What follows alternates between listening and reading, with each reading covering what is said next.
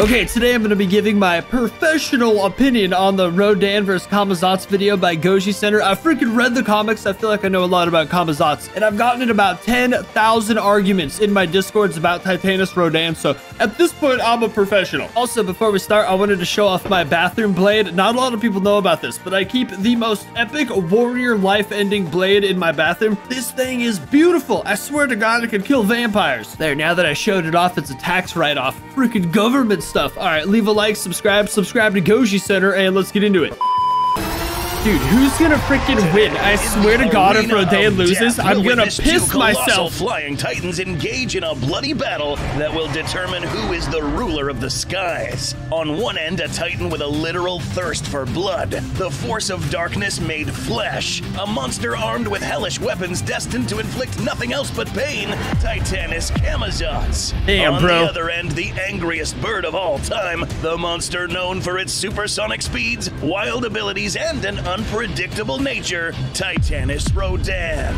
Today in the analysis platform, we will analyze all battle attributes one by one, laying bare all their strengths, weaknesses, weapons, compiling all this data in a real simulator that will reveal which of these titans will live and who deserves to die. It's all on the table right now. Darkness, Predator versus Predator, Rodan versus Titanus Camazotz.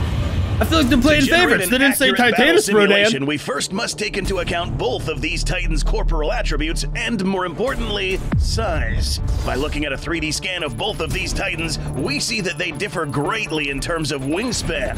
Okay, I thought Camazotz was way small. I gotta reread that comic. I gotta go. If Rodan loses, it's not even about Rodan being better. He's just my favorite. Starting with Rodan, we find that most of his corporal mass is found on its wings, making up a wingspan that covers a whopping 871 feet. Despite this animal's standing height is rather short, only standing at 154 feet while slouched. Camazotz, on the other hand, may have a slight advantage in terms of height, but is dwarfed by Rodan in terms of wingspan. However, Camazotz does seem to have a greater amount of body mass if we ignore the wings. This will be important to account for whenever these titans are in close combat. In this face-off, Goji Center collaborated with Beasttopia, lending us their massive titan viewing facility so we can have a close look at these titans. Dude, that's now so that cool. We're acquainted with their physical proportions, let us now enter the analysis platform and compare their attributes.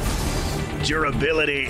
Oh, Rodan. How much damage can these titans sustain, and how well are their bodies built to withstand punishment? Something important to note about Rodan is that it is of biovolcanic nature, meaning that its biology has many common denominators with volcanic attributes. I can't remember if the exact creator said it, but essentially Rodan's parents were just like normal Rodans. They left the egg in the volcano, so Rodan adapted volcanic abilities. But by that logic, essentially, if they left him like in the Arctic, it would have been like a frost Rodan. Freaking crazy. The best example of this being its outer layer of armor, which is made up of hardened magma, a result of its many years in hibernation inside volcanoes. This thick layer of rock is seen to be quite resistant to shock and blast weapons such as high-caliber projectiles, missiles, and almost immune to superheated weaponry. I feel like he could handle atomic breath also, seems to be for a able little to bit. recover quite well from deep puncture wounds. After he was impaled by Mothra, for example, Rodan was able to fly well once again, enough for him to be confident enough to even challenge Godzilla afterwards.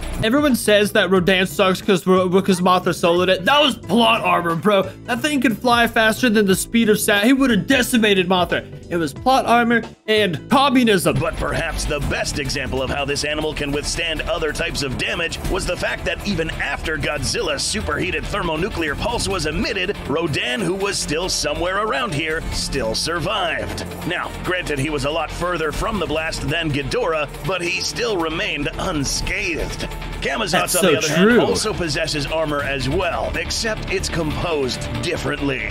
From what we can see here, our best guess is that this plate armor must have been composed of some chitinous or keratin-like material. Lightweight enough for Camazotz to fly, but resistant enough to withstand heavy blows from titans such as Kong. Furthermore, this animal also has thick layers of fur in key areas on its back and around the neck, almost similar to a lion's mane, which in many cases serves as a buffer to guard its neck against attacks. That's Although true. its body is resistant to heavy blows, its wings are a different story. There is a clear visual indication that suggests that Camazotz wings are prone to tearing. These leathery wings, for instance, have already sustained damage before, remained functional, but are not too far away from being too damaged to be used for flight. Wow, if these, for whatever reason, are damaged further, too much air will pass through these gaps, making flight a lot more difficult. Especially since this animal's proportions already make it difficult for this animal to sustain flight. Both animals' body armor is strong, but that dude is on thin and ice. Leather are more prone to catching on fire, and taking into account Rodan's biovolcanic nature,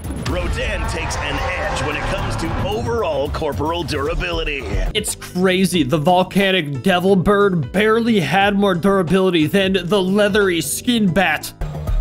Overall speed. Okay, Rodan. It's gotta be Rodan. Automatically assume that two airborne creatures are already very fast when it comes to speed. If it's not Rodan, but in this battle, getting from point A to point B faster than your opponent can potentially be vital. Perhaps the most widely known attribute of Titanus Rodan is its ability to fly at supersonic speeds. You're a lot damn faster right. than the speed of sound.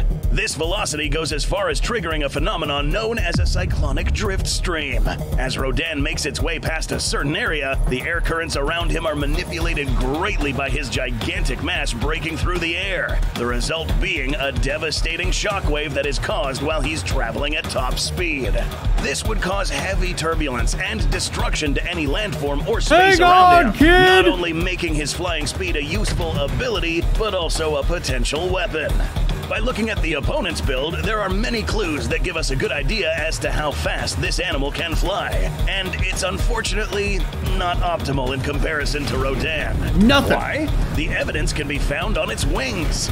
Two things. Because of the rough leathery texture on its wings, holes, and spikes, this will create a detrimental effect known as drag, which inhibits this animal from reaching supersonic speeds, much less anything close to Rodan. In addition to that, this animal's fur and overall shape would also cause this animal to slow down, in contrast to Rodan's build, which easily cuts through the air, allowing him to travel much faster. You're damn right. Camazotz, however, is a confident navigator through the air given its echolocation, but flight alone won't win you this fight. I'll give it agility. In terms of overall speed, one Titan holds a clear edge thanks to its more appropriate build, and that is Titanus Rodan. Woo! Maneuverability. Okay, I'll give the bat maneuverability for sure. One thing, but moving effectively and with purpose may prove even more important. I feel like Rodan could do some crazy maneuvering though. A creature moves its body, but a or bat? how agile it is during combat. Rodan has one maneuver in particular that we'd like to focus on: the barrel roll.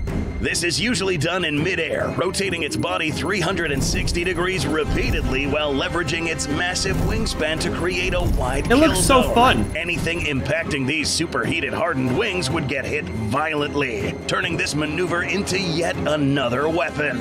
Rodan has also been seen to be able to easily move itself in all three axes: up, down, sideways, backwards, without compromising its balance. Yeah, to be honest, Rodan might win this. Massive Titan will most definitely prove helpful in difficult terrain. More on this later.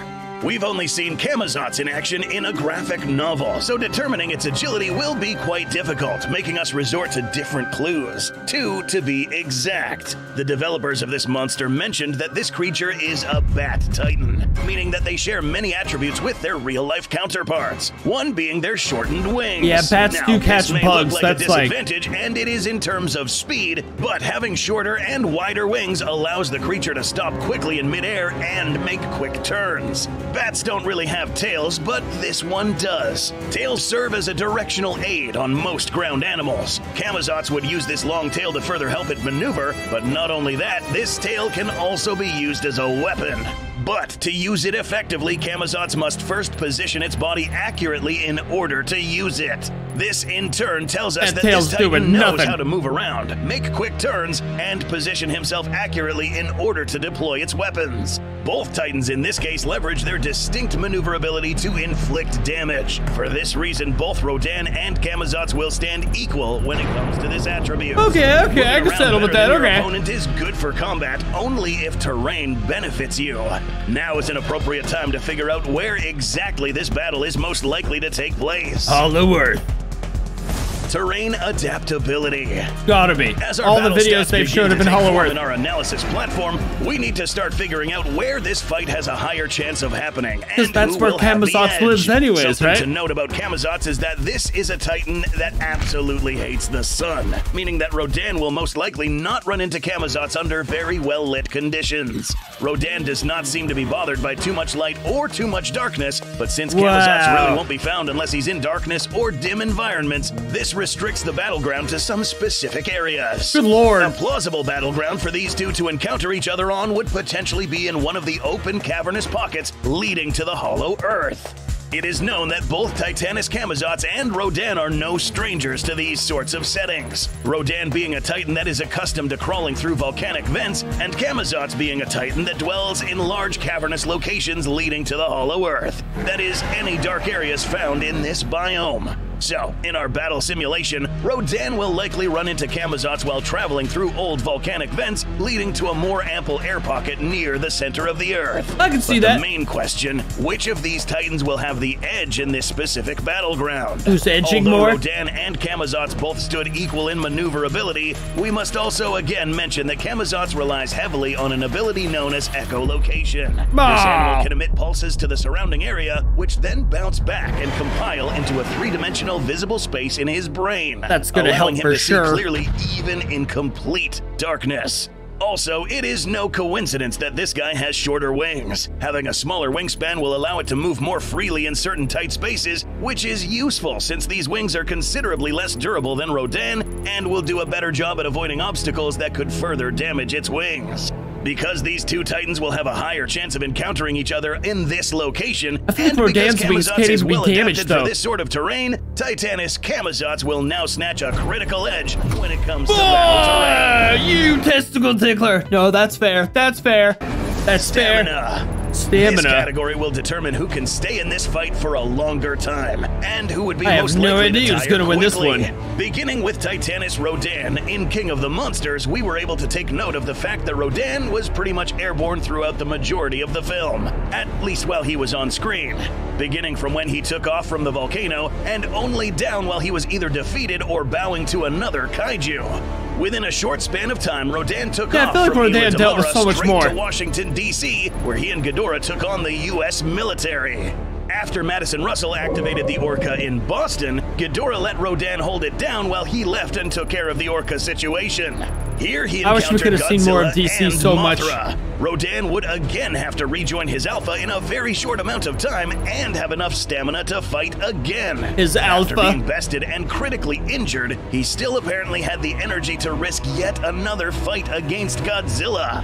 These feats aren't the only evidence that suggests that Rodan had superb stamina. Birds and pterosaur anatomy, which Rodan shared, also work in Rodan's favor.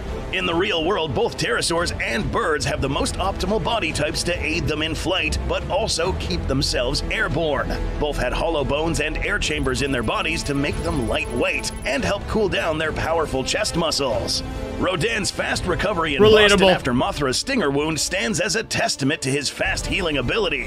This would in turn continuously heal his muscles during strenuous activity, allowing— Dude, they nerfed the crap out of Rodan in this scene. I'm sorry, I gotta mention it one more time. Powerful chest muscles. Rodan's fast recovery in Boston after Mothra's stinger wound stands as a testament to his fast healing. Bro got stabbed like in the upper shoulder. Well, like there was just a like volcanic ember coming out of that wound, and he was like collapsed and done for the rest of the fight. Rodan was flying so slow, getting taken out that easily. Bro got nerfed so badly in that movie. Oh my god! Continuously heal his muscles during strenuous activity, allowing him to stay in the fight. Even longer. I would keep going. Just Camazotz, the shoulder. as discussed already, shares many similarities with bats. In the real world, these animals are known more for their agile abilities, but not so much as being long-distance flyers. Their heavier skeleton and less refined internal anatomy pales in comparison to that of birds. But another noteworthy factor is the condition of Camazotz's wings, as these are torn, allowing air to come through and forcing an already heavy Titan to flap his wings more frequently and with greater force to keep him airborne. That bat is barely hanging on. Doesn't face this problem. In this scenario, Rodan will be the Titan who covers more ground, and Camazotz would likely try to conserve his energy, using short bursts of speed to his advantage. Plus, there's the whole factor of Rodan flying like 500 2.5 times faster. I feel like that would, you know, like that comes into play. I don't know. For this category, Rodan takes the edge for stamina. Woo! Intelligence. Here's where things get a little more interesting. And to better understand the intelligence of these creatures, we'll have to study some of their real-life counterparts or those used in reference when creating these titans. But Rodan knows when to rise up and when to bow down. Shrewd titan with a tendency to be a little reckless. However, we must mention that this guy shares many characteristics with birds of prey. In the real world, these are ranked among the most intelligent creatures in the world, problem solvers, and with the cognitive ability to learn and put certain pieces of evidence together. But can it handle keeping his mental composure? Well, unfortunately, this guy has made it difficult for us to say he can. In the past, we have witnessed Rodan make rather dumb or rash decisions, such as putting himself at risk in exchange for an opportunity to attack. In 2019, we witnessed Rodan recklessly face Ghidorah, resorting to a head-on attack against a considerably much larger titan. Oh, come on, I didn't think that was stupid. I thought that was ballsy as hell. You know, he wakes up, just goes for the biggest guy in sight and tries to kill him. That's ballsy as hell. I guess that is stupid, though. Was when he tried to take out Mothra's head in an attempt to humiliate the female alpha and missed repeatedly instead of hitting the larger chest area. In both instances, we see Rodan get bested in what would best be described as avoidable situations. Had it not been for its durability, this animal would have potentially been critically injured or even killed for its recklessness. To his merit, however, this can also be interpreted as fearlessness. Yeah. Even against larger odds, Rodan wouldn't hesitate to attack, That's what I'm saying. Making this creature an intimidating foe. Thank you, Goji Center. Is it enough to intimidate this thing? Apart from being scary looking, this animal proves to be a rather intelligent foe, not just on combat level, but also strategic. Let us remind you that this guy would also command these smaller creatures to do his bidding, using them as a distraction or deterrent against smaller jets so that he may focus on the main threat. That's true. In the real world, bats are said to be almost as intelligent as dolphins, can recognize familiar faces, and come up with unique strategies to effectively catch prey and have very good memory. Similarly, Camazotz was seen to successfully best Kong by disabling his limbs during combat, which were his strongest weapons, and finding out that throwing this guy to the ground repeatedly would further weaken him at a faster rate. Later on in this episode, you'll find out that his large array of weapons will require a very smart brain to multitask and use these all at once. Both of these are very smart creatures that know how to use their weapons to maximum effectiveness. But Rodan's inability to think critically lowers the levels at which we perceive his overall intelligence, resulting in a very tight difference and a close edge for Titanus Camazotz. Auxiliary weaponry. Apart from this Titan's beak, which we will discuss in the next section, Titanus Rodan possesses a very robust set of talons armed with very sharp claws. 3 forward-facing and an opposable claw securing a strong grip. Little tail. Real-world birds of prey rely on these to not only hold on to prey, but to pierce certain muscle groups that allow the prey to fight back. So if Rodan's got these talons that can fly faster than the speed of sound, you're telling me Camazotz won't just be chilling and then just like head decapitated out of nowhere? I feel like that's most likely what would happen, but this is if it's a fair one-on-one square-off, so I get that. But one thing to take note of is that these weapons become a lot more lethal if they are mounted on a creature that can fly at supersonic speeds. Thank you. Meaning that all of this force would then be projected onto these small tips, making this impact a lot more lethal. In addition to these talons, we see that Rodan is also equipped with claws on his wings. These are mostly used for grappling against an opponent in midair, making it easier for this Titan to accommodate itself to then proceed using its beak. On the other hand, we see that Camazotz is equipped with similar weaponry. Now, at first glance, it is obvious that attacking Camazotz's spiked body would be a daunting task. And with good reason, given that this Titan's wings behave as a melee weapon. Any contact made by these spikes would potentially wound any Titan that flies too close to these. Its talons are also similar to Rodan's, allowing him to grip tight into an enemy as heavy as Kong. I don't think he can do anything to Rodan. So, apart from being dangerous, Camazotz also possesses an incredible amount of strength.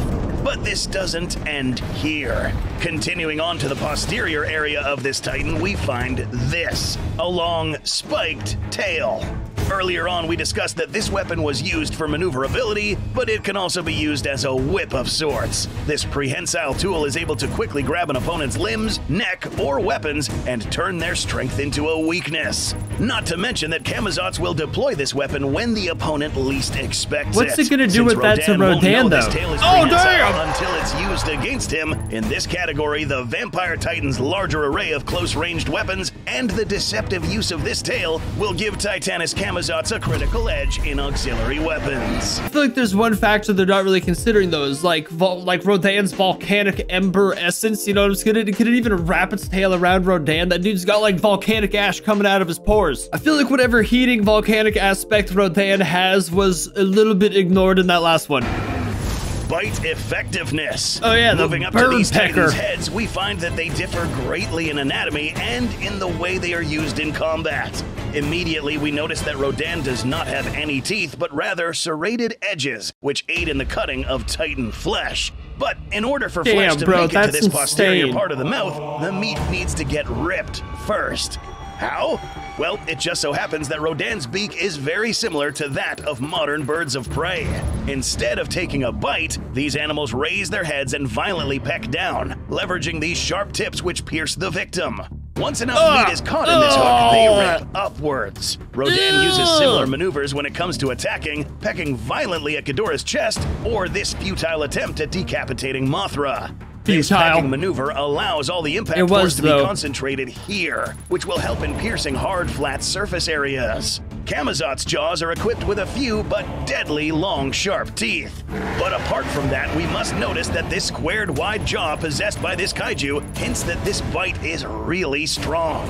Combine all of this with force and exert it on these few sharp teeth, and we have some serious piercing power. This gets more lethal by the simple fact that Camazotz can open its mouth pretty wide, meaning that it can in fact take out a huge chunk of flesh. Sharp, pointy teeth and a spear-like beak are both but it's not going to bite flesh. It's going to bite ember rock. These Titans are equipped with some sort of defense against these strong bites. On one end, Rodan's biovolcanic anatomy may come in handy once again, once the exposed gums of Camazotz make contact with his fiery happy this flesh. came up. Still potentially piercing, but not for long. Rodan, on the other end, may end up trying to bite through this thick fur. As mentioned already, this thick fur may serve as a sort of cushion, slowing down a rapidly approaching sharp beak and mitigating its damage. Camazotz does have other vulnerable areas around its body, such as the chest, which is covered by this armor, but targeting these areas would force Rodan to be in a vulnerable position. Although both of these methods differ in methodology, both are effective against their respective opponents if used correctly, and both methods are similarly deterred, settling this as another draw for bite effectiveness. I just don't see anywhere on Rodan necessarily that Camazotz's bite could have any sort of lethal effect. Like where maybe the neck, but even the neck, does he even have blood flow, or is it just lava in there? Special abilities. Both of these Titans will unleash forces that will literally make the battleground tremble. It is said that Rodan's biology triggers a phenomenon known as volcanoagrikinesis, meaning that as Rodan flies real close to volcanic formations, these would then erupt. Admittedly, any Titan standing close to a volcanic eruption will know better and to steer clear of the blast, but maybe they won't be able to avoid this, the thunderclap. Now, you will recall that Rodan is covered by a hardened layer of volcanic rock. Rodan uses this to hit his wings against each other, emitting an outrageously strong wave of high pressure capable of destroying any smaller creatures flying nearby, and severely disorienting any Titan that is standing or flying close by. This can manipulate the air currents that any other creature is traveling on, causing some pretty mad turbulence. Camazotz spits back with something of his own, the sonic screech. This Titan is capable of amplifying a loud scream using frequencies that not only disorient Titans, but literally hurt their brains if exposed long enough, causing Titans to retreat or become stunned. This scream is so powerful that it will be able to liquefy small animals, destroy buildings, and have similar effects of the thunderclap. But which of these is more lethal? we'll have to pay close attention to details. The damage inflicted by Rodan's thunderclap is short-lived compared to the continuous stream emitted by Camazotz. But one indicator of the strength of the shock is how these jets reacted to such impact. While Camazotz was able to put these fighter jets out of commission, they weren't necessarily destroyed like the ones close to Rodan, telling us that this shock was more lethal. That's so true. Additionally, this stronger shock could be emitted repeatedly if Rodan wanted to. While Camazotz will be able to severely disorient Rodan with this screech, Rodan's thunderclap inflicts more initial damage. Not to mention that his presence alone causes alarming levels of turbulence around him. For this reason, Titanus Rodan will take the edge when it comes to special abilities.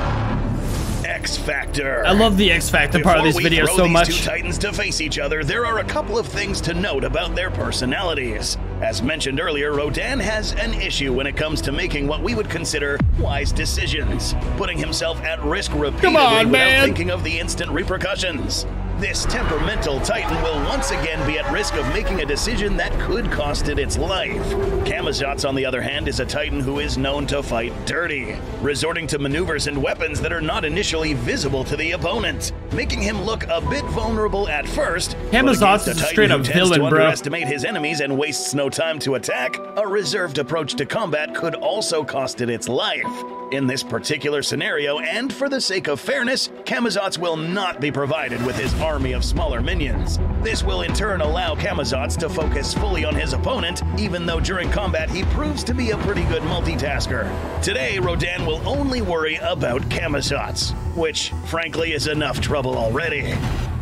It is now time to determine which of these titans will win in a fight to the death. I'm gonna go pee. This is intense. I need a fresh bladder.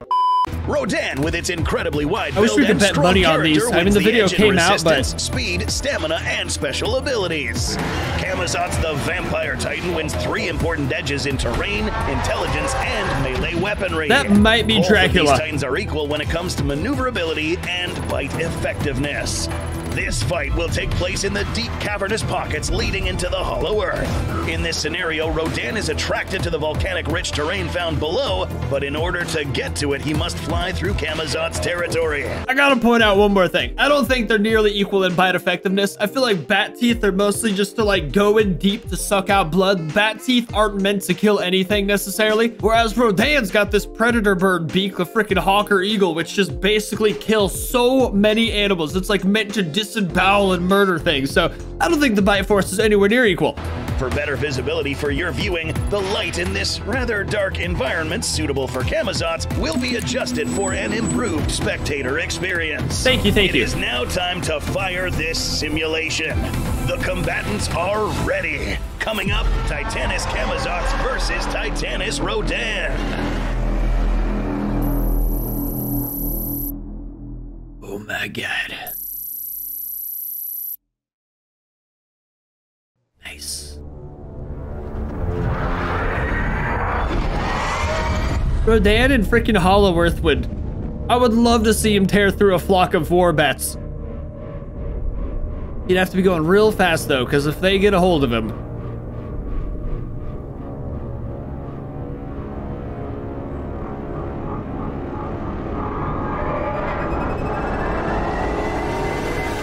I thought his nose were the eye holes. Damn, Goji Center makes some insane videos. Bravo! Damn. Thank God they're making this, because the Monsterverse just leaving Camazotz and not bringing Rodan back again is just heathenry.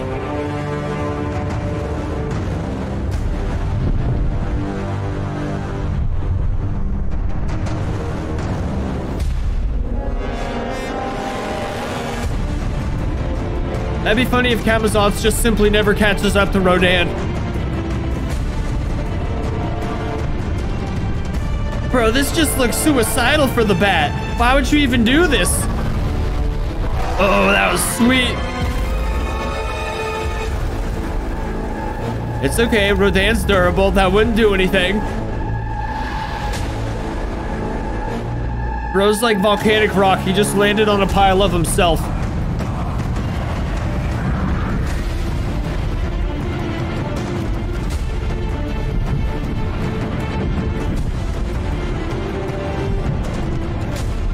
I guess it makes sense for Rodan to be on the run since he was kind of in like Camazotz area. Look how vast Hollow Earth is, dude. It's insane.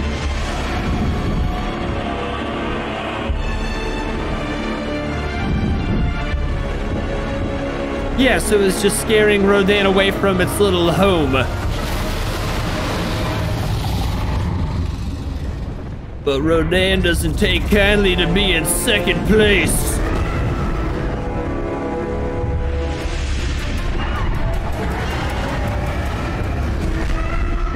God, I love the sound of Rodan.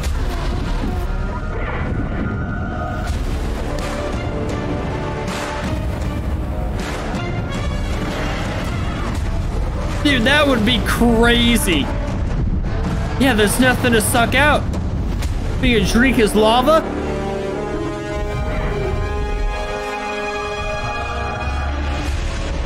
Like, realizes he can't eat the dude. Oh my god. I love how they incorporate everything. Rodan doesn't have the maneuverability, so he's running into walls, but it doesn't matter. He's too durable.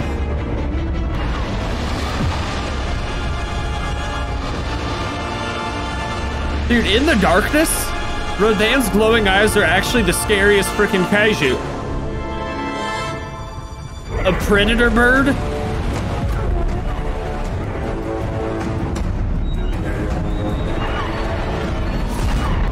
Oh, damn! That was so cool.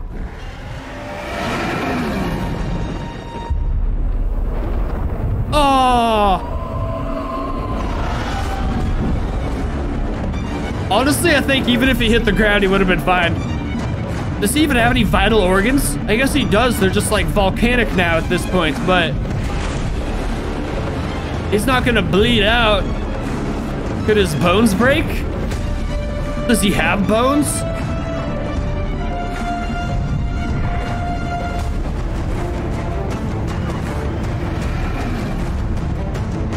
I'd love to see what the inside of Titanus Rodan looks like.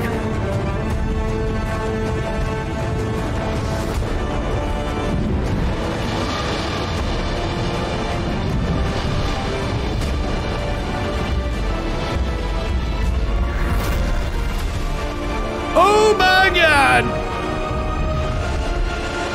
Dunzo, bro. There's no recovering from that. Never gonna fly again for the rest of your life. Oh, damn. That'd be such a cool extra finisher. Just squashing the skull into the ground. See, that's why Camazotz fighting Kong was much better in the comics for Camazotz, because it's like fur against fur, flesh against flesh. It's a lot more equal. As seen in this battle simulation, it is none other than Titanus Rodan who managed to survive this fight. You're damn right. After taking a look at the battle results, we find that flying speed and durability were the determining attributes that granted Rodan victory in this face-off. During this, both Titans were able to inflict damage to each other. Camazotz, however, was the one inflicting more hits because of his higher number of weapons at his disposal, except Rodan was able to live through all of this because of its endurance and armor. And I believe even going as far as injuring Camazotz thanks to its biovolcanic nature. But the most important attribute here was speed. A literal flying volcano traveling at twice the speed of sound would inflict nothing other than a fatal impact using the tips of these weapons. That's what I'm saying, man. It was his streamlined shape that allowed it to cut through any resistance emitted by Camazotz's screech. This was in fact a very difficult fight for Rodan, but in the end it was the fire demon who prevailed. It will take something special to defeat the flying magma beast. Special thanks to our team of researchers, animators, and artists that helped bring this episode to life. If you want to support the channel, know who will fight next, and get in on some cool behind the scenes, please join our YouTube memberships. For more info on these videos, go visit gojicenter.com to view fun follow-up info on these fights. What? That's so cool, dude. Goji Center straight up becoming a franchise over here right under our noses. That extra additional stuff at the end especially, dude. I'm gonna go like research fights. What they said at the end is basically the truth. It's like a volcano going twice the speed of sound. There's nothing necessarily. Honestly, Monster Zero was able to beat it, but Monster Zero was just huge. I don't know any other. I feel like even him losing to Mothra was so ridiculous. I get Mothra's like this amazing kaiju warrior and stuff too, but like the twice the speed of sound thing kind of like overpowers skill, I feel like. Either way, this video was freaking awesome. Leave a like, subscribe for more. Subscribe and go support Goji Center big time, because this kind of video probably cost a lot of money to make. And yeah, I'll see you guys next time.